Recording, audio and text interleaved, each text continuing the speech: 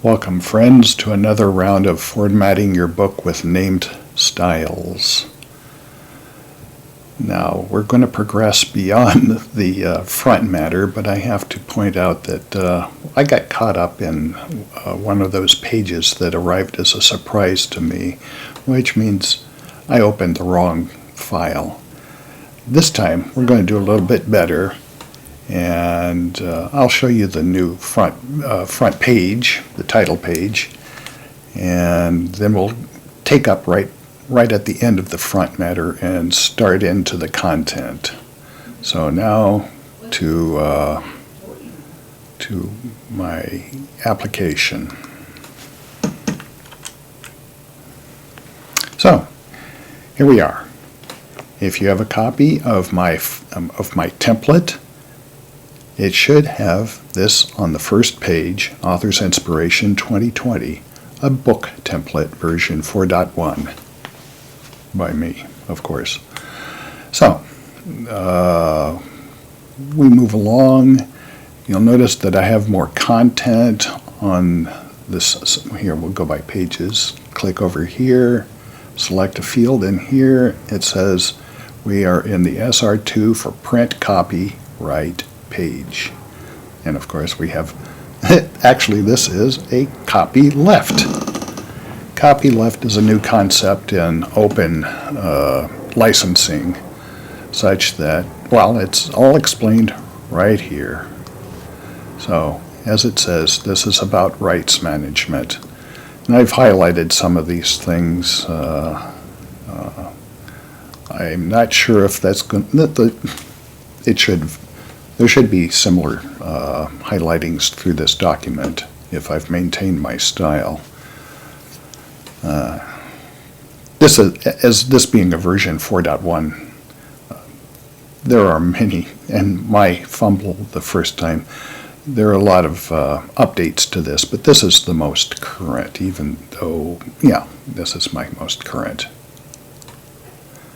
So, dedication page, if I click in it, it'll announce it over here, dedication page. If I click, well, this is table of contents, nothing's changed here. If I click within it, it becomes a front matter page. Continuing on, as does the index. If I click on this page, it's still a front matter page. If I click on the forward here, it also is front matter page. And we see at the footer, it's using the lowercase Roman numbering style. I called it italic the last time.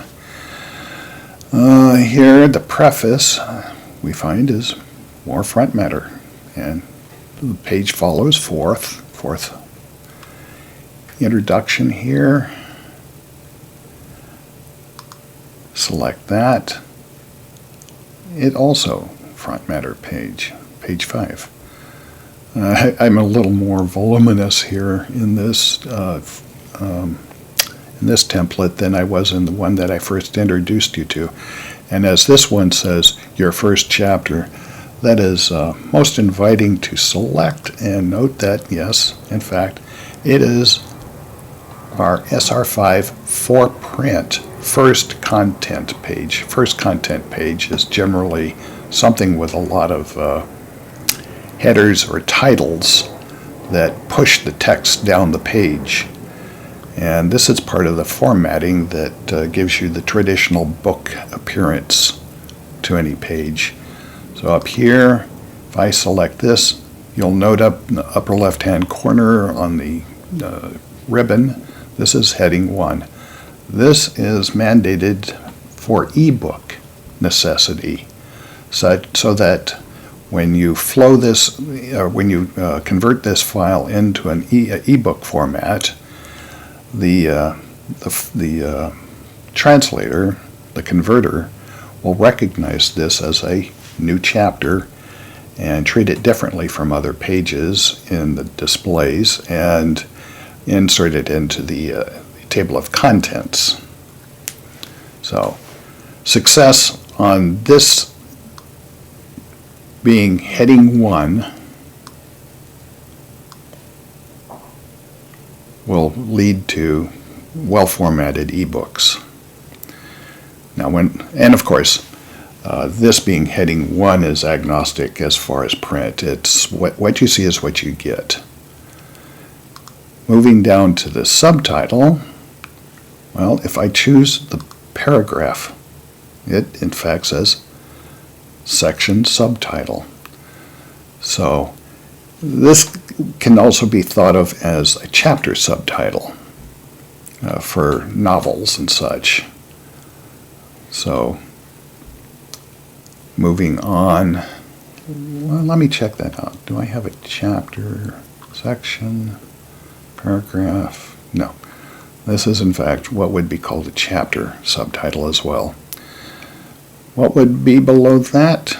Well, this is where we get into headings. And as you can see, its application is as a title for the paragraph that follows. Introduction. In this document, I'm going to describe several of many formatting styles that are in use here and that are available to you in formatting your project. So, this video is basically me introducing a template that is self-explaining. That is to say, wipe out all the content and start your own writing from this point. You don't need all this text except as an explanation, so you might want to save this as a separate instructional file, a document rather than a template, and then proceed to use this as a skeletal work for your application. In other words, this already has built-in chapter headings, chapter subtitle. This is strictly up to your choice in using them. You can take them out at free will. It has no impact with breaking anything. Okay, well, I think I probably overemphasized that, so let's consider our consideration. Let's consider our consideration. Here we are, moving along. Font essentials. As you can see here, and I'm highlighting them, I have, and will be followed over here on the right. I have, well, actually, this highlights the selection of fonts that are available in the second root template here. So I have a base font. This is just a standard presentation of all font that you see here. That would be serif and sans serif. If I change this base font, all the other fonts will follow within their own restrictions, like italics will remain italics, but they may be serifed. Bold italic similarly. And each of these bullet points illustrates how the formatting would appear on the page. So as I say, this document is instructional as well as being a working document, the end product being your novel. And here we are, simply on Chapter 1. Now, let's go back to paragraph styles. I have level 1 right there. Headings are also paragraphs. This remains level 1. Let's see if I can find other levels. That's going to be the same here. Oh, I'm still at a level 1. Buried in here, second chapter. So, fumbling through, your second chapter has a subtitle. This may be your second chapter, but how did you get here? This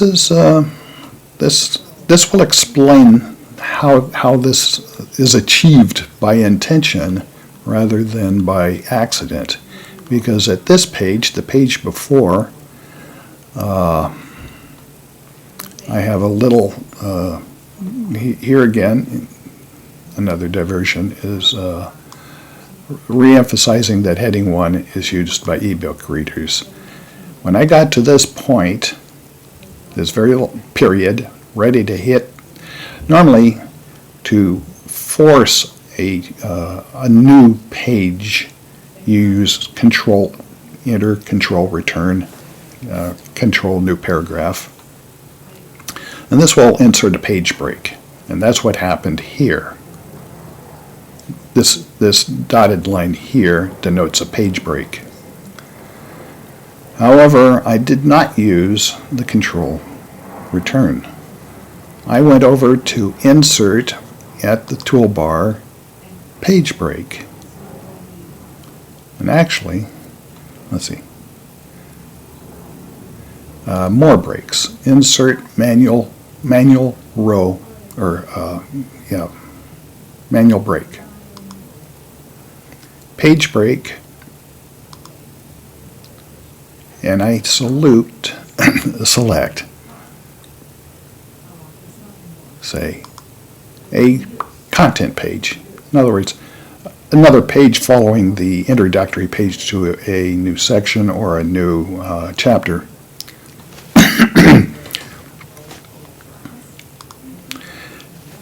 At this point, I would have the option of changing the page number. This is useful, and this is why you don't do your own hard insert breaks.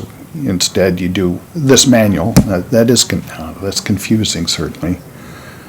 But here we are. And I'm going to skip this step because I'm just showing you how I got there from that point at the end to this point at the beginning of the next page. Basically, when up here I inserted a manual page break, much as I showed you earlier, and chose this style of page. Let's go to see what that is. An SR5 for-print first content page. It would already be formatted to accept a title here, a subtitle here, and anything that I chose from here. I could have as easily just left that off entirely, and certainly any title is my choice. So all of these elements that you see are changeable by you if you want to maintain all the skeletal structure of this document. You could easily erase everything that follows from this. Whoops, I shouldn't have done that. You could as easily erase everything that follows this word you to the very end, and you still have the complete skeleton. However, the reading makes for, well, here we have a new style. Right here, I have a paragraph style. Well, that's a section head. However, following the section head, I have what's called an SR text item pair opening. So you will note that this rather complex paragraph description has italics. I'm pointing that out up on the ribbon bar. That comes by virtue of, well, it's a text item of a pair of text items, this being the opening and this follow-on, you'll note is a closing. So one introduces the other. What's the importance of this distinction, Richard? Well, this brings us into why we have named formats and why we have individual formats. If I go over here to text item pair opening and I right-click on it, click modify, or any other avenue that leads to modifying this particular paragraph style, we'll see that here in name SR text item pair opening, we have here next style, SR text item pair closing.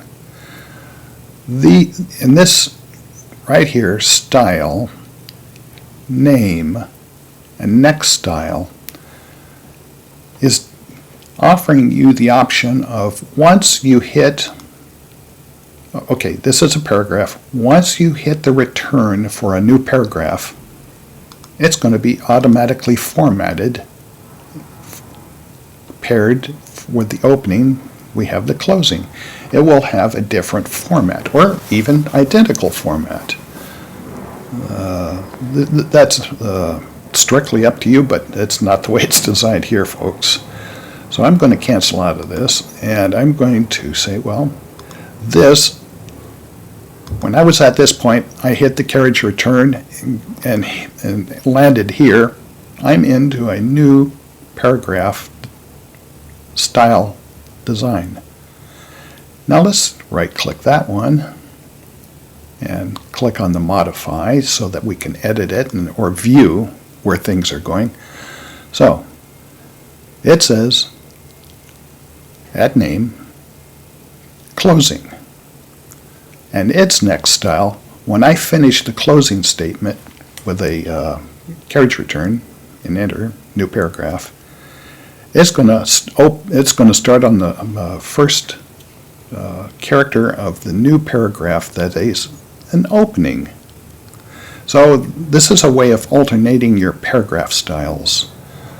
The first one has to be an opening, the next one has to be a closing, and forever after, opening, closing, opening, closing, opening, closing will follow naturally. Or certainly forever until you change your paragraph style. We're going to cancel out of that. So, just as a means to test, I'm going to edit this.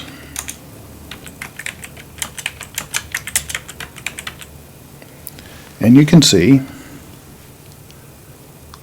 that it is a pair opening.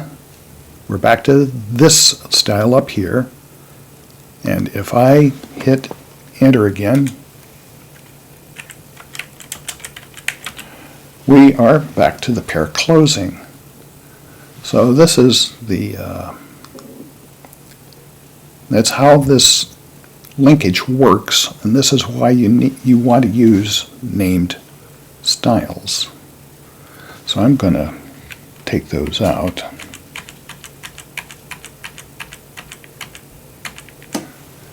And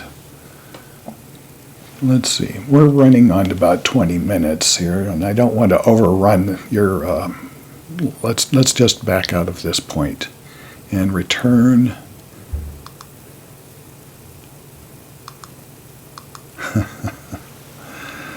So here we are back in the studio, and it's been a race to get there, and yet we haven't really progressed very far. There's so much flexibility built into this template. I hope that you can see the outlines of how you can maintain control over the appearance of your novel while you're actually writing it. I myself like to see my words as they would appear to the reader quite literally. In other words, I enjoy writing a novel in its own format, as seen by the reader. Later, I'll go into some embellishments that turn the template into a writing tool where it's meant to be seen only by the author through filters and lenses to that same page. But we'll get into that later. That's a little more complex than we need to get into right now. And the level of if you find this difficult, again, the template comes with its own explanation that might be a little more fluent to you. You have options. It really, once you have the template, if you got it in front of you, you'll probably rip out my work and go to your own work right away. It's that simple. You'll enjoy it. I promise. Yes.